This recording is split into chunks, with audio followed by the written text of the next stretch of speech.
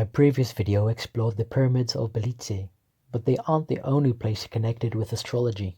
Let's see the inauguration of the biggest temple in the world that has just been a few years in the making. But for Ram Mandir, we need to fly to India, which is Bharat, tomorrow. The end pop-up of this video will link to my earlier explanation of the 17.5 million year old Itihasa of Lord Ramachandra, son of Dasaratha. For now, we'll be looking at the history, a desktop study of its build in the city of Ayodhya, Uttar Pradesh, just 100 kilometers away from Nepal, a picture guide for some things to see, but starting with an explanation of these annotations. Shortly after I show the setting, the current satellite imagery shows the Ram Mandir at an earlier building phase and is to be unveiled tomorrow. Here's an updated satellite image from Israel, and here is how Ram was first presented, then blindfolded for his surprise. Below this annotation stands his devotees Hanuman and Garuda, a little more clearer here. Hanuman helps him find his kidnapped wife Sita and also burns Ravana's Lanka after Ravana's failed torture attempt. This picture and Ayodhya, their presence will help expedite the build of Ram Temple, just as they expedited Ram Setu, which is the bridge connecting Sri Lanka today. He is usually depicted by his right foot and shown by this plethora of evidence. The public can see the Ram Temple from the 23rd of January. It is customary to first meet Hanuman. By Rama's left foot is Garuda, the transport of Lord Krishna, while Krishna uses a flag with Hanuman just 5,000 years ago, but this leap in time will be explained shortly. Rama stands with Sita and Rama's brother Lakshman. His other brother, you may have heard of him, the cyclical namesake of India, which is Bharat. Above Hanuman and Garuda are 5 of the deshi-avatars, which are 10 of the important forms of Krishna. First is Matsya, who represents the spiritual planet, rather astrological graha of Ketu. Matsya, to some traditionalists, is the oldest Purana and also is an avatar known to preserve the 4 Vedas like Hayagriva does. Matsya, the transcendental fish form, can appear at the beginning after a universal flood, certainly older than Jonah the whale or Noah's Ark by appearing either before 2 billion or 120 million years ago. Today, if one measures the FDA's FAO 2018 report catch weights and studies how many are killed, due to many sea creatures and small fish fed to other fish or turned to oil, the demise with all sea creatures reaches way beyond 36 trillion per year, trillion with a T, and no, not sustainably. Kūrma, the turtle, is known by ancient cultures around the world for holding up the world, depicted at Angkor Wat with the Suras pulling the volunteering Vasuki snake as a rope, churning the ocean with the Asuras, basically the theist deities with the atheist leaders. Angkor Wat mural does represent astronomy. Kūrma represents Saturn. Today, many sea turtles are extinct or threatened with extinction for being a delicacy or soup for daring to grow a protective exoskeleton as their home. Coincidentally, Matsya is historied with Vasuki the snake used as a tethering rope. So Ketu, Saturn, then the next body part of Ketu is the graha Rahu, represented by Varaha the boar, eaten in their billions by Europeans, Scandinavians, and America every year. If only a world religion could protect their own deity representative the world over.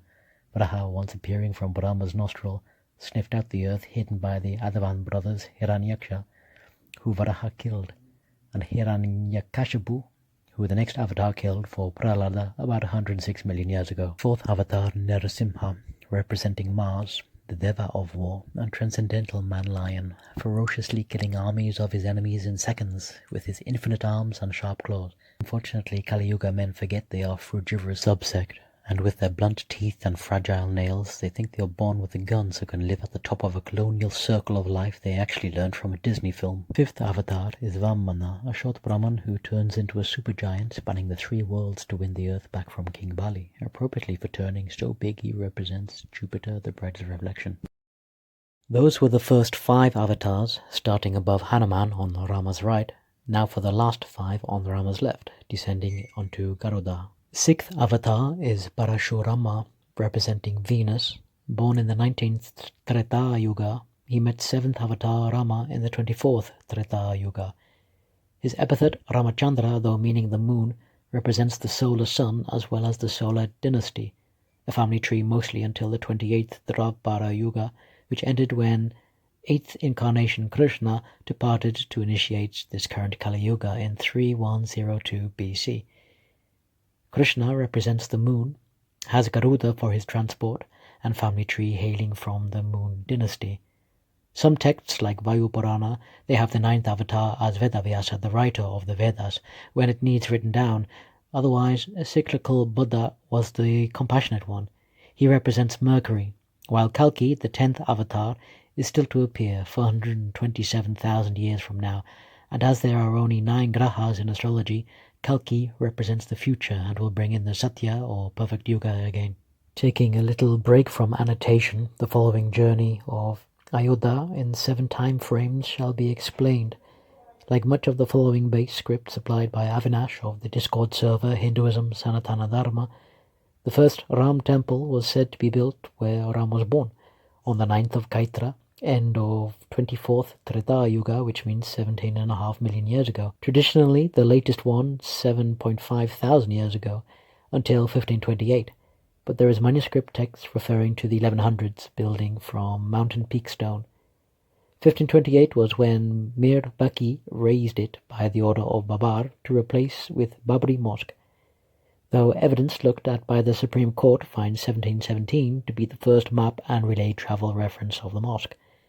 The scant evidence is held by the progeny of thousands that died but preserved by local Rajputs, who vowed never to wear a turban or shoes until Ram lived in a temple once again. In 1853, Hanuman Bhakts from the Garhi temple occupied Babri Masjid, but civil administration of invaded Bharat intervened and refused permission to build a temple or worship there at all.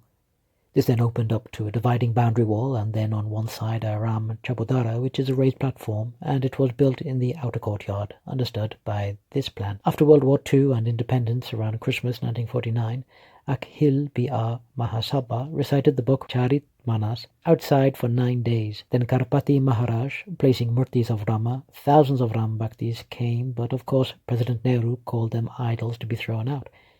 But the Deputy Commissioner K.K. Nayar refused. Nehru and next Indira Gandhi therefore locked and kept locked the mosque for 37 years, later allowing custody to one Brahman to worship there once per year. How kind. So in 1986, lawyer Umesh got Prime Minister Rajiv Gandhi to open the lock, but this lasted only 7 years. Ram jailed like this spurred groups to demolish the mosque but weren't allowed to replace their temple, so Ram stayed in a tent for 30 years. Here the base has Brahma, Rama who is Vishnu, then Shiva representing the 3 worlds, as the background video shows things to see in Ayodhya. Above Rama's head is Surya, the superintendent of the sun, and from whom Rama descends from. That leaves 2 more auspicious symbols on each side. The chakra, spinning weapon, and Shankha war and devotional bugle shell are 2 material symbols, while the pranava or omkara syllable parallel to the svastika are both spiritual. Hence the 2 realms are seen. Now for facts for the temple. Sri Ram Mandir is built in the traditional Nagar style. Has a length east-west of 380 feet, a width of 250 feet, and a height of 161 feet. No iron is used anywhere in the Ram Mandir, just copper plates, because iron attracts quarrel in this Kali age. It is 3 stories high, with each floor being 20 feet tall. It has a total of 392 pillars and 46 doors on the upper floor of the Sanctum Sanctorum, 42 doors of which are coated in gold. Murtis of deities adorn the pillars and walls. Entry in Ram Mandir, Ayodhya, is from the east, ascending 32 stairs through the Singh Dwar. The foundation of the mandir has been constructed with a 14-meter thick layer of roller compacted concrete (RCC), further upon 40 kilograms of silver bricks. The entire construction uses Bharat's traditional and indigenous technology, with particular emphasis being on the environmental water conservation, with 70% of the 70-acre area being left green. Ram Mandir has 5 mandaps: Nritya, Rang, Sabha, Prarthna, and Kirtan. At the 4 corners of the compound, there are 4 mandirs, dedicated to Surya Dev, Devi Bhagavati, Ganesh Bhagwan, and Bhagwan Shiv. In the northern arm is a mandir of Ma Annapurna, and in the southern arm is a mandir of Hanumanji. Near the mandir is a historic well called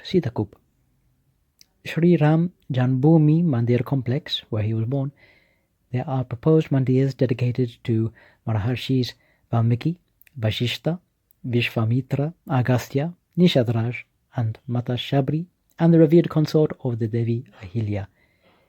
In the southwestern part of the complex at Kubertila, the ancient mandir or Bhagavan Shiv has been restored, along with the installation of Jatayu, the giant bird friend of Rama, the friend killed by Ravana as Jatayu tried to stop Sita's kidnap. In the inner sanctum, the childhood form of Bhagavan Sri Ram, who is the Murti Sri Ram, Lala, was announced on the 23rd of January to be called Balak Rama. On the same floor, there will be a Sri Ram Darbar. Reading out his divine ornaments from the top, the mukut, or headdress, is crafted in North Indian tradition. The mukut is made of gold and adorned with rubies, emeralds, and diamonds. In the very center of the mukut is an emblem of Suryadev. Next are the earrings, the kundal, designed to complement the mukut. These kundal follows the same design and are adorned with peacock motifs. The kanth, Bhagwan's neck, is graced by a crescent-shaped necklace, intricately studded with gems. It features floral design symbolizing good fortune, with an image of Suryadev at its center. Just below that is the kaustabha mani. It is decorated with a large ruby and diamonds. It is a scriptural tradition that Bhagavan Vishnu and his incarnations wear the kaustabha mani at their heart. The bhujbandh. Bhagavan wears armlets on both arms, studded with gold and precious stones. Below that is the kanchi or kardhani. Adorned around Bhagavan's waist is a gem-studded waistband, made of gold with natural elegance and decorated with diamonds, rubies, pearls, and emeralds.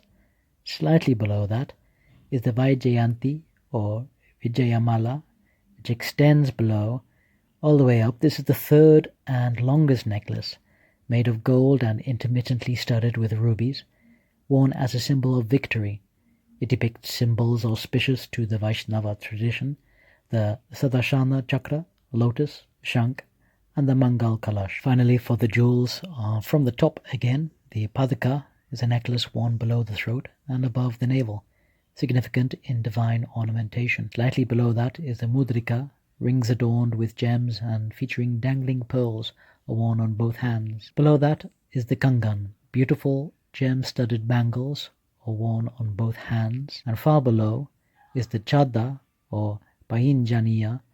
Bhagwan's feet are adorned with gem-studded anklets and toe rings, inlaid with diamonds and rubies, along with golden ankle bells. As a geologist, I can add about the kaustabha gem. Scriptured as changing color, that anyone studying gem names over even a couple of hundreds of years will find there are numerous different interpretations as to what each name means. The same Srimad Bhagavatam, for example, says spatikam can mean crystal glass, or rock crystal, which is pure quartz, or marble. Vaiduriam can mean lapis lazuli. I add known as lazurite. The text says its qualities show a change of color from yellow or red too. This is far from any lapis lazuli color, and it likewise doesn't match the options of diamond, a special diamond, emerald, or say on wisdom.lib, other sources that say cat's eye, being chrysoberyl or simophane, but it doesn't need to have the chatoyant effect. The closest I can recommend is reading the Sanskrit properties of each name in the Garuda Purana, because to ponder a gem changing color, not many have this property. Some diamonds have a natural fluorescence and fancy color, but no change of. The West only found Alexandrite chrysoberyl in 1830 from Russian Ural Mountains. It is blue or green in daylight, but in candlelight it is red or purple or yellow under different light. It has since been found in Brazil or Sri Lanka, but the latter I could not source any in Colombo, Kandy, nor Ratnapura. The bells you just noticed, a total of 42 of them, weighing 1,200 kilograms, were dispatched from Tamil Nadu to Ayodhya. In January 2023, two 60-million-year-old Shaligram rocks, weighing 26 tons and 14 tons, were sent from the Gandaki River in Nepal. These rocks were used to carve the idol of Ram Lala, so carved in the same month. That is fast work. Ayodhya railway station was already renamed to Ayodhya Dham Junction. There is a 2-kilometer long Dharma path in Ayodhya, adorned with beautiful Surya stambs. The auspicious time for the consecration ceremony of Lord Sri Ram Temple was 12:29 and 8 seconds to 12:30 and 32 seconds p.m. on 22nd of January 2024. This auspicious time is only 84 seconds long, and I hope this chart will get feedback for us to talk about it. The temple architects, the Sompuras family, have kept the career for at least 15 generations and helped design over 100 temples worldwide. They use Vastu Shastra and Shilpa Shastra, the particular style being Maru Gujara. 70,000 can visit per day. There will be a prayer hall, lecture hall, an educational facility, museum and cafeteria. Further temples will consecrate within the grounds Surya, Ganesha, Shiva, Durga, Vishnu and Brahma. Larsen and Tubro oversaw the construction free of charge. It used 17,000 cubic meters of sandstone from Bansi in Rajasthan, fused by 10,000 copper plates. Even Thailand sending soil and water to honor the temple. Ram's clothing was stitched by Prasadan Lal. The columns have 16 murtis each to include the incarnations of Shiva, the 10 deshi-avatars, the 64 yoginis, and the 12 incarnations of the goddess Saraswati. Ram Lala was sculpted by Arun Yogiraj from Mysore, Karnataka. The temple will garner 4 lakh crore rupees in its first year. As the Trimbakeshwar site concludes, Ram Mandir is a symbol of faith, unity and cultural heritage, a landmark event in history being the triumph of truth, justice and righteousness, testimony to enduring spirit and unwavering devotion to Lord Ram. Learn, like, subscribe, enjoy, share, discuss, worship.